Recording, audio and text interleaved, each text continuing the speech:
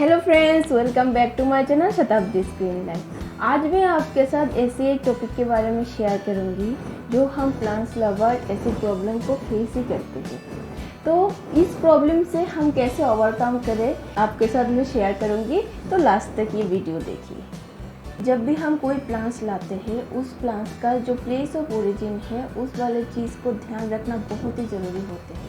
नहीं तो क्या होते हैं, हमें पता नहीं चलता है इस प्लांट को कैसे वाटरिंग चाहिए, कैसे लाइट चाहिए, कैसे इसका जो ह्यूमिडिटी है ह्यूमिडिटी का ध्यान रखना चाहिए। तो जब भी हम प्लांट्स लाते हैं, फर्स्ट हमें प्लेस ऑफ ओरिजिन का ध्यान रखना चाहिए, इसके बाद इस प्लांट्स का केयरिंग शुरू करना चाहिए। क्योंकि जब भी हम वाटरिंग करते हैं हमें लगता है कि सारे प्लांट्स को एक जैसे ही वाटरिंग करना चाहिए, लेकिन नहीं। जो सकुलेंट प्लांट्स होते हैं उसका वाटरिंग अलग तरीके से होते हैं।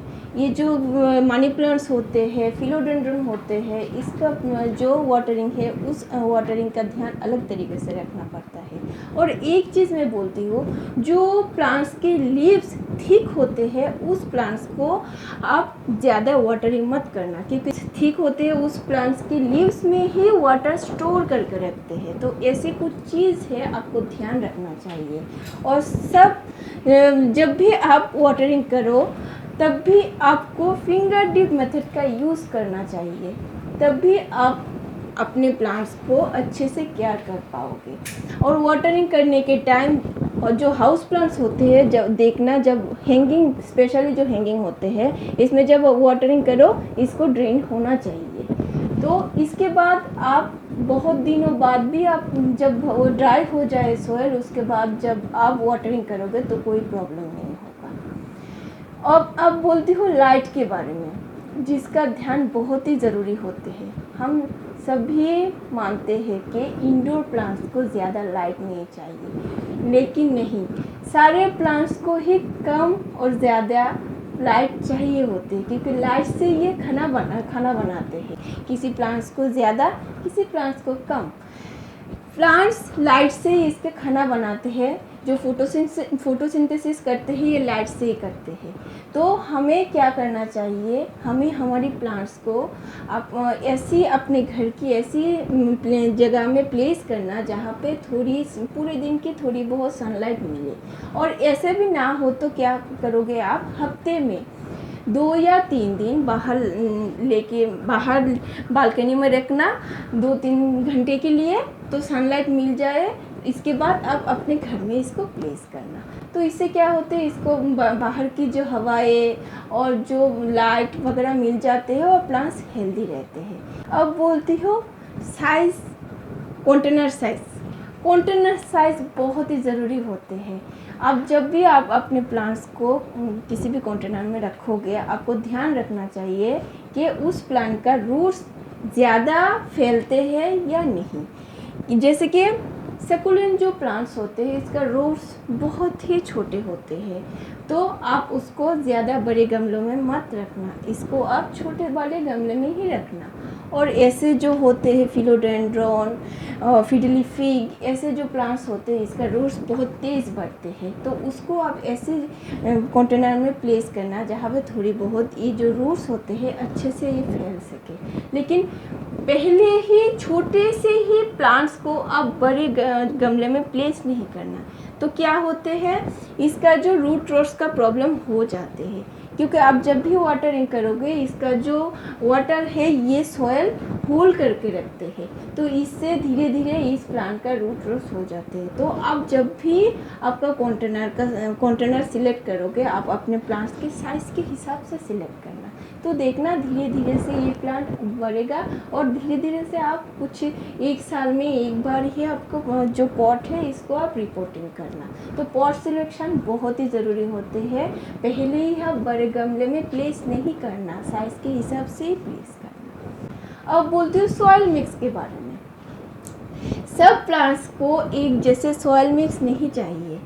जैसे कि सकुलेंट जो प्लांट्स होते हैं उसका सॉइल मिक्स अलग तरीके से बनते हैं। जो मॉइस्चर लविंग प्लांट्स होते हैं उसको कोकोपीट चाहिए। तो जब भी आप सॉइल मिक्स बनाओगे उसमें कोकोपीट आप देना तो मॉइस्चर को ये होल्ड करके रखते हैं। और ऐसी को जो ड्रेनेज वाली सॉइल चाहिए उसमें आप रिवर्स सेंड थोड़ी सी मिक्स कर देना, पार्लर थोड़ी सी मिक्स कर देना, तो इससे ये प्रॉपर सॉइल मिक्स बनते हैं। और सॉइल प्लांट्स की घर होते हैं, प्रॉपर घर हो तो प्लांट्स अच्छे से बढ़ते हैं। तो आप जब भी सॉइल मिक्स बनाओगे प्रॉपर सॉइल मिक्स बनाना। इसके लिए प्लेस ऑफ ओरिजिन का जानना बहुत ही ज़रूरी होते हैं, क्योंकि प्लेस ऑफ ओरिजिन जानोगे तो आपको पता चलेगा ये इस प्लांट्स को कौन सी वाली सॉइल मिक्स चाहिए। सब प्लांट्स का रूट्स ही उसका प्रॉपर जो फीडर होते, जो आप खाना दोगे, उस जो खाना है, जो फर्टिलाइज़र दोगे, उसको आप अपने प्लांट्स को कैसे इसको दोगे, उस रूट्स से ही इस प्लांट्स को खाना मिल जाते हैं। तो आपको रूट्स का ध्यान रखना बहुत ही ज़रूरी होते हैं, क्योंकि रूट्स को आप केयर नहीं करोगे तो आपका प्लांट अच्छे से नहीं बढ़ेगा। आप कैसे केयर करोगे? आप गुड़ाई करोगे। हम बहुत सारे ऐसे, मैं भी ऐसे करती थी पहले मैं क्या करती थी, जो इंडोर प्लांट्स होते हैं इसका गुड़ाई में प्रॉपर वे से नहीं करती। तो क्या होते हैं, इसका जो रूट्स है ये बहुत टाइट हो जाते हैं, उसमें प्रॉपर एयर सर्कुलेशन नहीं होते हैं। तो प्रॉपर एयर सर्कुलेशन ना होने से रूट्स बहुत अनहेल्दी हो जाते हैं और प्लांट्स अच्छे से नहीं बढ़ते हैं। तो आप महीने में एक बार धीरे धीरे से जो सारे इंडोर प्लांट्स पे अच्छे से गुड़ाई कर देना। गुड़ाई करने से इसका जो रूट्स है, इसको जो एयर सर्कुलेशन बहुत अच्छे से हो जाते हैं, रूट्स हेल्दी होते हैं तो प्लांट्स हेल्दी होते हैं। तो चेक करना आपका जो प्लांट्स का जो रूट्स है ये बाउंड नहीं होना चाहिए। जब भी आप देखोगे जो ऊपर से बाउंड हो रहे या नीचे से रूट्स बाउंड हो रहे, तो उस टाइम में आप रिपोर्टिंग कर देना, तो आपका प्लांट्स बहुत अच्छे से बढ़ेगा। हम फर्टिलाइज़र को लेके बहुत प्रॉब्लम में पड़ जाते हैं, क्योंकि हम बहुत सोचते हैं कि हमारे जो इंडोर प्लांट्स होते हैं इसको कैसे फर्टिलाइज़र पसंद है। बहुत सारे ऐसे प्लांट्स होते हैं जिसको बहुत ज़्यादा फर्टिलाइज़र चाहिए होते हैं, और बहुत सारे ऐसे प्लांट्स होते हैं जिसको कम फर्टिलाइज़र चाहिए।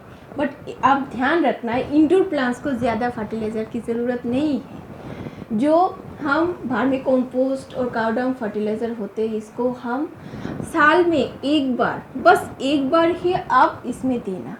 और जो इंडोर प्लांट्स होते हैं इसको लिक्विड फर्टिलाइज़र बहुत पसंद होते हैं, और लिक्विड फर्टिलाइज़र से ही ये बहुत अच्छे से बढ़ते हैं। तो आप महीने में एक बार अपने जो इंडोर प्लांट्स है इसमें लिक्विड फर्टिलाइज़र आप देना। अब आपके पास सीवीड फर्टिलाइज़र है तो बहुत ही बढ़िया है, क्योंकि सीवीड फर्टिलाइज़र इंडोर प्लांट्स के लिए प्रॉपर लिक्विड फर्टिलाइज़र होते हैं, जिससे ये प्लांट्स बहुत अच्छे से बढ़ते हैं। और आपके पास सीवीड फर्टिलाइज़र ना हो तो आप क्या करोगे, जो वर्मी कंपोस्ट होते हैं और नहीं तो गोबर खाद जो होते हैं, इसको आप पानी के साथ डाइल्यूट करके 3-4 दिन रख देना ओवरनाइट। इसके बाद इसको पानी के साथ फिर से डाइल्यूट करके आप अपने प्लांट्स को दे देना। इससे रूट्स को भी जल्दी से खाना मिल जाते हैं, और जो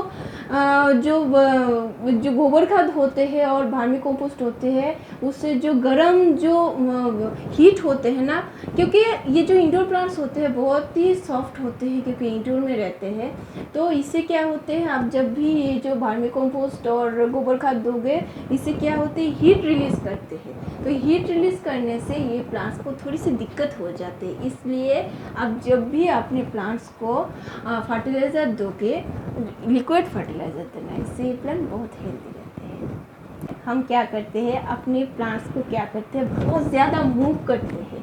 तो मूव करने से क्या होता है, देखिए मैंने इस प्लांट्स को यहाँ पर रखा हो, तो ये प्लांट क्या करा, यहाँ पर ही जो एनवायरनमेंट है इस एनवायरनमेंट को ये एडॉप्ट कर लिया। ठीक है, तो मैं 2-3 दिन के बाद क्या करती हूँ, इसको मैं लेके फिर से दूसरे रूम में रख देती हूँ। तो क्या होता है, फिर से इस प्लांट को उस रूम का जो एनवायरनमेंट है उसको एडॉप्ट करना होता है। तो ये बार बार जो एडॉप्टिंग है ना, उससे इसको शॉक मिल जाते हैं, तो शॉक से भी प्लांट खराब हो जाते हैं। इसलिए ज़्यादा आप अपने प्लांट को मूव नहीं करना। एक बार जहाँ पर रखा हो उस प्लांट को उस जो एरिया होते हैं उस एरिया को ये अडोप्ट कर लेते हैं, तो उस एरिया को ही ये अपना बना लेते हैं, तो इससे ये प्लांट बहुत अच्छे से बढ़ते हैं। तो इतना सा आप ध्यान रखो, बहुत सारी प्रॉब्लम से आप छुटकारा पाओगे और अपने प्लांट्स का आप माँ बनो। क्योंकि देखना, जब एक प्लांट को केयर करते हैं, उस जन को पता चलता है कि कैसे इस प्लांट को केयर करना चाहिए, कैसे इस प्लांट को वाटरिंग, कौन सी फर्टिलाइज़र, कौन सी टाइम का जो प्रॉपर वे इसको पता चलता है। प्लांट्स को भी अच्छा लगता है कि एक जन के हाथ से ही ये खाना पाए, वाटरिंग पाए। क्योंकि देखिए, मुझे पता है मेरे प्लांट्स को कौन सी एनवायरनमेंट, कौन सी हीट, कौन सी फर्टिलाइज़र, कौन सी जो ह्यूमिडिटी है वो चीज़ चाहिए। मैं टाइम के हिसाब से मुझे पता चल जाता है, आज इतनी गर्मी है, मेरे प्लांट्स को स्प्रे चाहिए, आज ह्यूमिडिटी कम है तो ये चाहिए, आज बारिश है तो इसको पानी नहीं चाहिए। तो माँ को ही पता चलता है प्लांट्स को कौन सी चीज़ चाहिए, कौन सी टाइम में ये प्लांट्स कौन सी चीज़ मांगते हैं। तो आप अपने प्लांट्स का माँ बनिए, और ऐसी जो प्रॉब्लम है, ये जो प्रॉब्लम आपको कैसे इस प्रॉब्लम से छुटकारा पाना चाहते हैं, वो ये जो चीज़ है आप फॉलो कीजिए, तो देखना आपका प्लांट बहुत अच्छे से बढ़ेगा। तो कैसा लगा ये वीडियो बोलना ज़रूर, और अच्छा लगे तो लाइक, कमेंट्स और सब्सक्राइब करना। Thank you, bye, take care, happy gardening.